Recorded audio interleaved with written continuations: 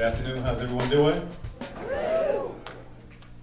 So I want to talk to you about the work of the organization that I lead, the Detroit Black Community Food Security Network, and the efforts that we're involved in to foster food justice and food security in the city of Detroit. And I always start by telling people that I am unapologetically a Detroiter. In fact, I love Detroit. And yeah, pump it up, pump it up. Detroit is the place that gave the world the mass production of the automobile, which is frankly a double-edged sword, right?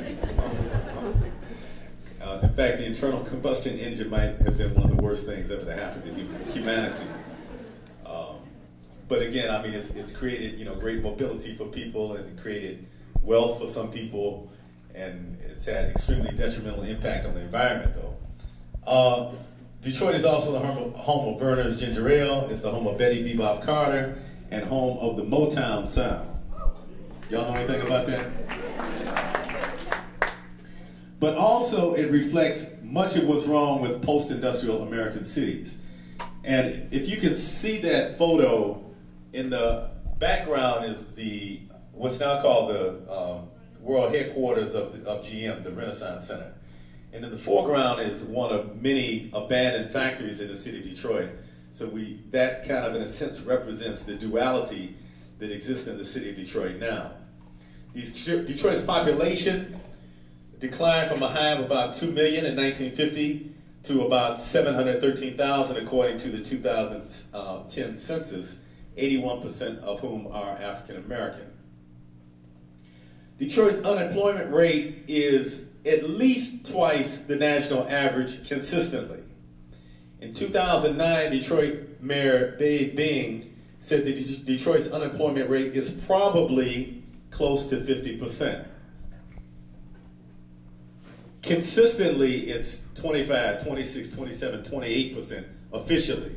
And so we're talking about a city really which has been devastated. There are 161,000 dwellings that have been demolished in a 30-year period between 1970 and 2000, with many, many more buildings, both residential and commercial buildings, awaiting demolition. There's 103,000 vacant lots in the city of Detroit. About 1/3 of the land in the city is vacant. About half of that land is actually owned by the city of Detroit. Now, on one level, that's a great tragedy, but on another level, for those of us who are urban agriculturalists, is also a great opportunity. In 2007, when Farmer Jack closed, that was the last of the major national supermarket chains in Detroit. There are currently no national chains in the city of Detroit. A city of 700,000 people has not one national grocery store, as opposed to a much smaller city like Ann Arbor, which has multiple national grocery stores. Something that's not often talked about is that 40,000 people in the city of Detroit have their water shut off. And so it's almost ludicrous to talk about food security if people don't have hot and cold running water and the ability to prepare nutritious meals.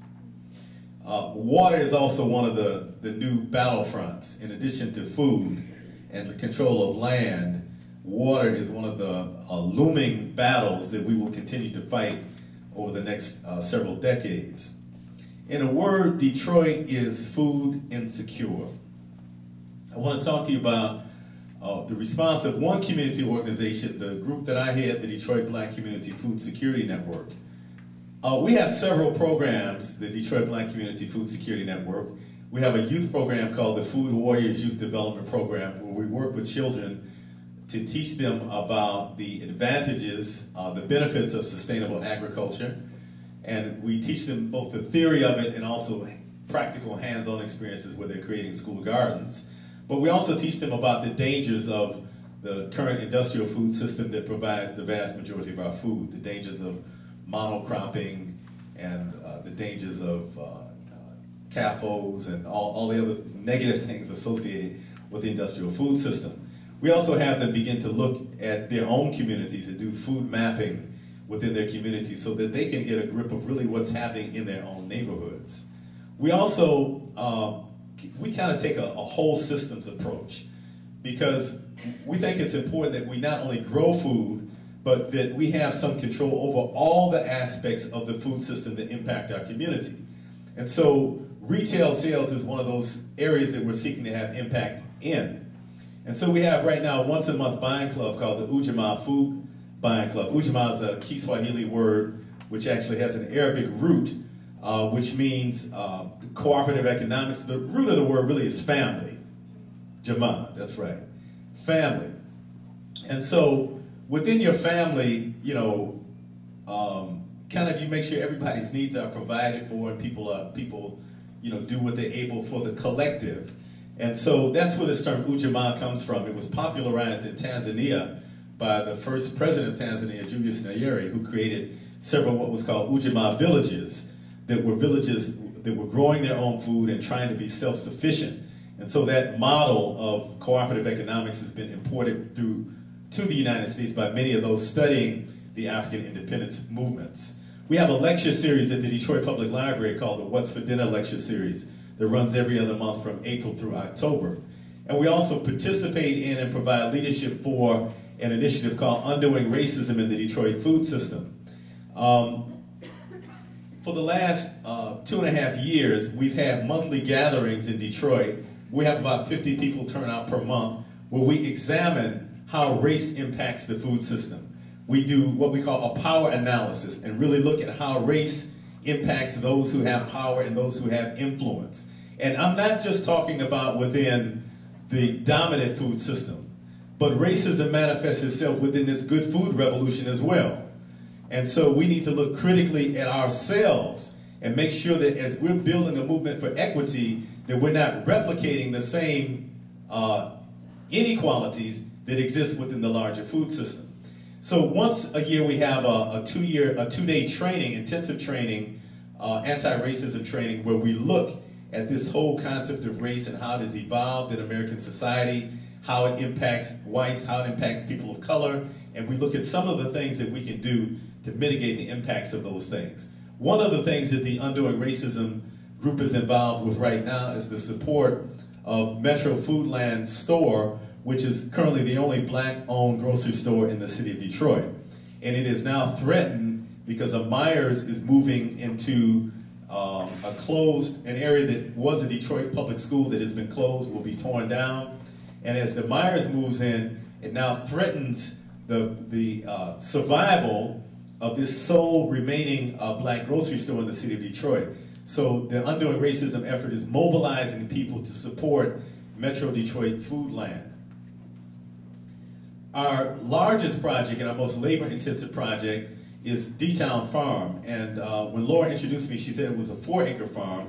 It's actually now a 7-acre farm. We started with 2 acres, and just a couple of months ago, we got official approval from the city council to add another 5 acres to the 2 acres that we initially had. So we currently have a 7-acre organic farm where we're growing more than 30 different fruits, vegetables, and herbs. We have 4 hoop houses, including the latest one which we put up, which is called the Rolling Thunder Hoop House, which John Birnbaum and Adam Montry served as advisors on and led really the construction of it. But this is a fascinating hoop house because it's on wheels and it can roll. And so you can plant, when plants get to a certain level of maturation, you can then kind of roll this thing down, plant another crop. And so we have 300 feet designated for this Rolling Thunder hoop house. And so we're able to do a season extension with the use of those hoop houses. We also have a large-scale composting operation. We serve as the Regional Outreach Training Center for Will Allen's Growing Power. We are one of the preeminent agritourism sites in the city of Detroit. We have an annual harvest festival at which hundreds of people attend. And what else are we doing out there? Oh, we're installing 10 solar panels in the spring. We have the solar panels, and we have people going through training right now so that we'll have electricity at the farm for fans in the hoop houses, and we'll have a little bit of lighting and things like that. So we've got quite a bit going on with D-Town Farm, and again, that's our most labor-intensive project. What we're trying to do is model strategies and techniques that can be used in an urban area for ramping up the food system.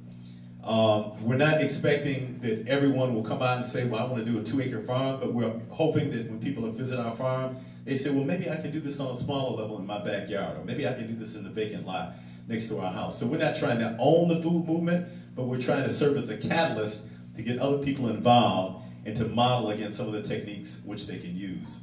So I mentioned that generally in American society, and in fact I think we could probably say throughout the world, this is a phenomenon where people value living in urban areas more than they do in rural areas. It's like cool and hip to live in the city, right? Right? Yeah. Well, that's what people think.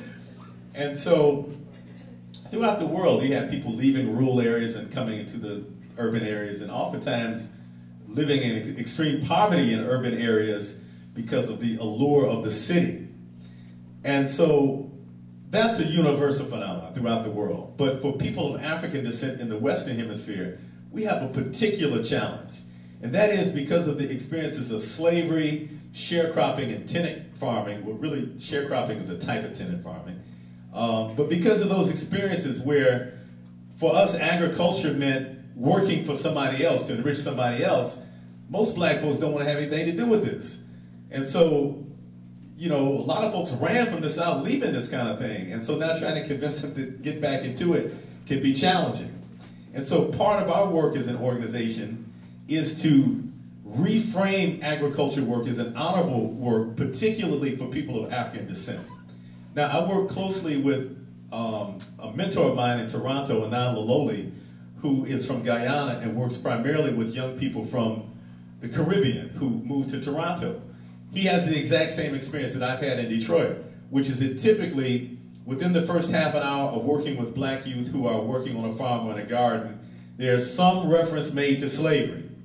Either you're working me like a slave, I thought slavery was over, some reference to slavery, because that's the frame through which we view this work. And so white people can't come in our community and reframe this work for us. This is something we have to do for ourselves. For real. This is something that we have to do for ourselves. So this is a particular problem that we're faced with on top of the global problem that we have of people not really viewing living in the rural areas as being something that's desirable. In addition to the farming work, we're also involved in policy work in the city of Detroit. And in 2008, we were able to get the city council to unanimously pass a food security policy that we wrote, and we got significant input from others, including Dr. Kami Patakuchi. The policy addresses several areas: hunger and malnutrition, the effects of inadequate diet, citizen education, economic injustice within the food system, urban agriculture, the role of schools and other public institutions, and emergency response. And so in each of those areas, we did an analysis of the current situation in Detroit, and we made several recommendations as to things that can be done to make improvements in those areas. As I'm approaching the end of this talk, when we talk about justice, we can't really talk about justice without talking about sovereignty. And many food justice advocates now are switching to the term food sovereignty. And this term was really popularized by Via Campesina, which is a group of farmers in Mexico and various places throughout the world. And so they've advanced these principles of food sovereignty. And the 7 basic principles of food sovereignty are that 1, food is a basic human right. I don't care what your station in life is, what your economic situation in life, having adequate amounts of healthy, high-quality food is your right as a human being on this earth.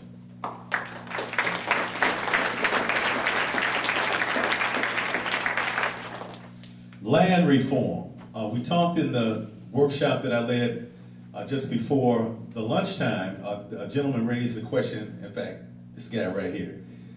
He raised this question, he was looking at the bigger picture. And the reality is that we have been duped into believing that individuals can own land. And what has happened is, Europeans came from Western Europe here to the Western Hemisphere. They basically gangstered the land. I mean, really, that's what happened. And it didn't just happen here, it happened throughout the world, frankly. So, because they had superior weapons, and they often were not honorable and didn't honor treaties, they just totally dispossessed the native peoples who had lived on this land of access to it. Took it. Right? And then built up a whole system, a whole civilization. And so now, the land is concentrated in the hands of a few. This is a major problem throughout the world. And in fact, the failed policies of the Green Revolution contributed to greater concentration of land ownership in the hands of a few. And so this is one of the major problems with this industrial food system that we're faced with. And as we look at the long-term solution to this problem, we're going to have to grapple with this question of land tenure. It's not going to be an easy question to grapple with, too, because people who have power and ownership don't voluntarily give it up. They don't typically say, oh, you know what? You're right. You're right. This isn't really fair that we've expropriated all the land in North America, and you know we're going to correct this situation. I don't really foresee that happening. But this is a really major problem that we have to grapple with, because it's impossible for people to be sovereign and to be self-determining if they don't have access to land. Because it's from the land that not only food comes, but it's from the land that the fibers for our clothing comes. It's from the land that the materials to build houses comes from. It's from the land that all of the mineral resources that modern society is built on. And so if we're deprived of the land and we're relegated to being wage slaves to work for those who own the land, then we're all in a dependent situation.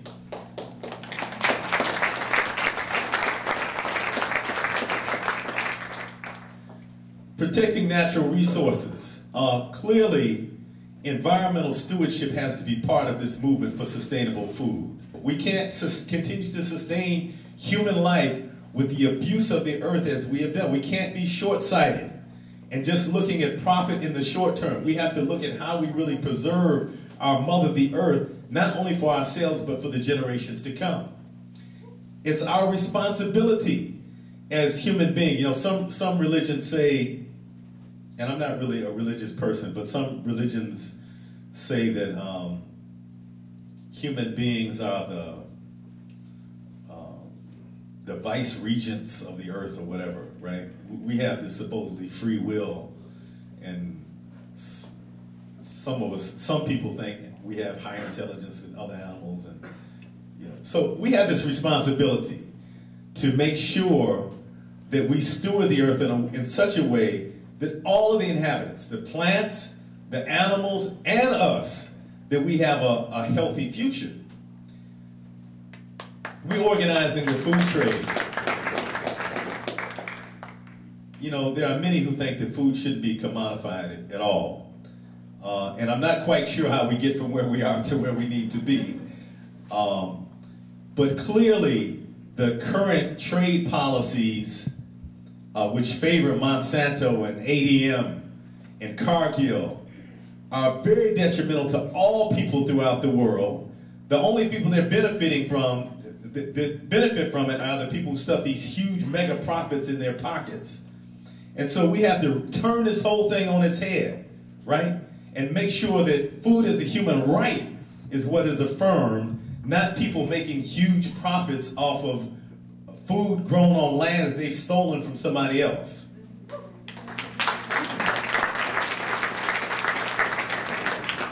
And going hand in hand with that is ending the globalization of hunger.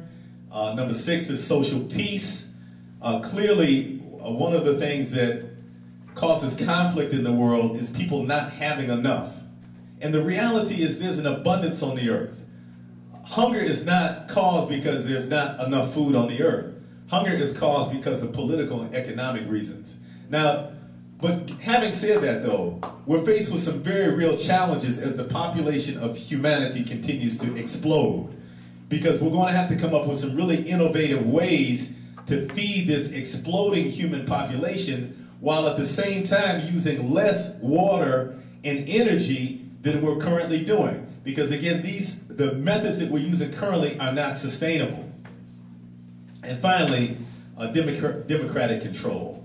That people have the right and people have the responsibility collectively of determining our own destiny, and that communities should have in place systems which allow the members of that community to participate democratically in deciding their own destiny. So these are the principles of food sovereignty as put forth by Via Campesina.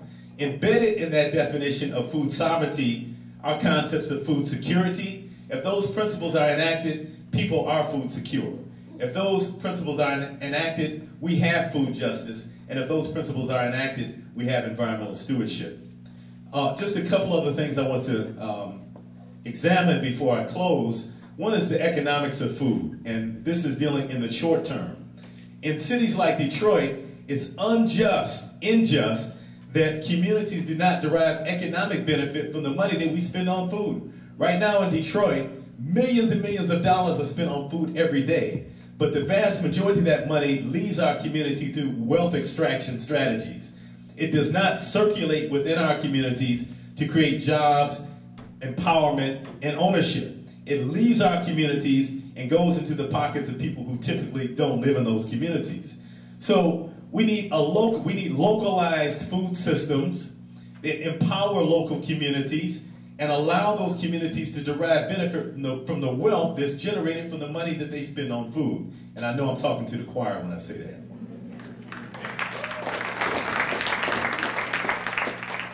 Part of this idea of food justice is that we deserve to be treated with dignity by those from whom we obtain food. I was telling folks in the earlier workshop that in Detroit, often you'll make a purchase and you might go into the store and the clerk is on the telephone. And so you put your items in the turnstile, they ring it up, you see on the cash register what the price is, and you stick your money in the slot, they give you a change, and that's it. The computer says thank you. The computer says thank you.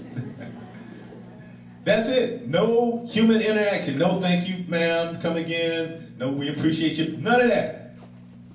As if you are obligated to go to these stores and spend your money with people who don't even respect your humanity. And so part of food justice is that we deserve to be treated with dignity by those from whom we obtain food.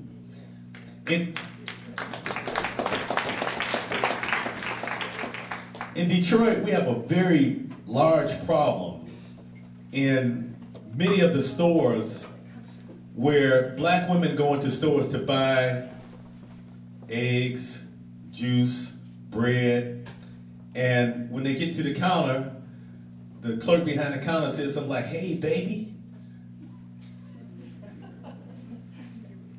And it's like, you shouldn't have to be solicited for a date when you go to buy a loaf of bread, right?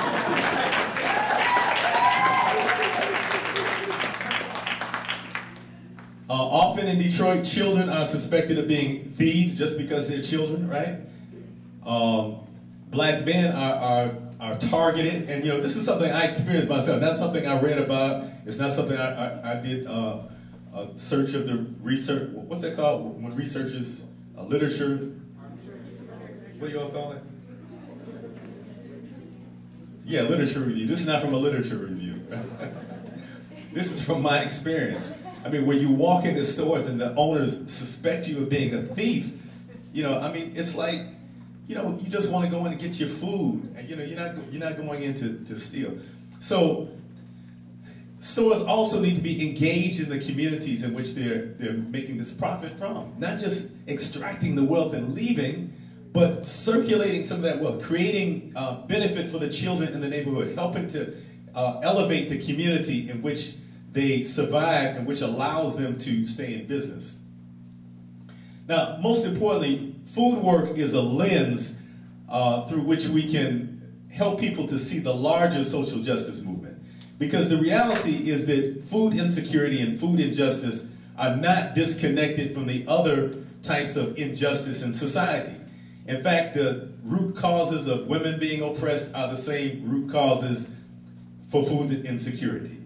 The root causes for wars against humanity throughout the world are the same root causes as food insecurity. And so we have to view these in a holistic fashion. So it's beautiful to be involved in the movement to have more good food, but we have to connect it with this larger movement for social justice. Changing the food system is just one step towards encouraging people to take control of our lives. Now, as you know from the title of this conference, everybody eats. So this becomes a platform which we can organize people across broadly, regardless of so-called race, religion, gender, sexual preference. Everybody eats. And so this becomes a frame or vehicle through which we can mobilize people to begin to take control of their health, take control of their lives, and a special thing happens when people begin to see, oh man, we can grow carrots, right? It's very empowering because then a fire lights inside them. They say, well, man, if we can grow carrots, maybe we can make a shirt too. Imagine that, right? Or maybe we can begin to provide health care for ourselves. Maybe we can start designing what our communities look like. We have been so disempowered in this society that many of us no longer think that we have the ability to create a reality that functions in our own benefit. We think that the corporate sector has an exclusive monopoly on creating reality. And so one of the things that food system work does is it re-empowers us and helps us to realize our own great potential for determining our own reality.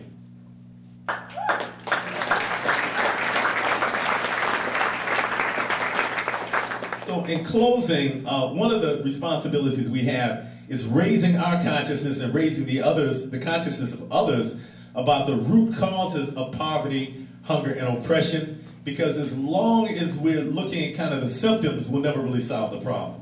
So we always have to look at what the root causes are, and sometimes we need stopgap measures in the meantime, but we always have to be working towards the long-term solution of the problem, and the only way we solve problems is by really understanding the root cause.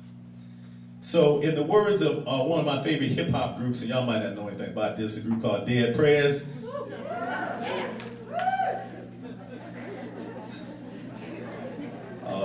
They have an album called Let's Get Free, and I kind of like that, so I just want to end by saying to you, let's get free. Thank you.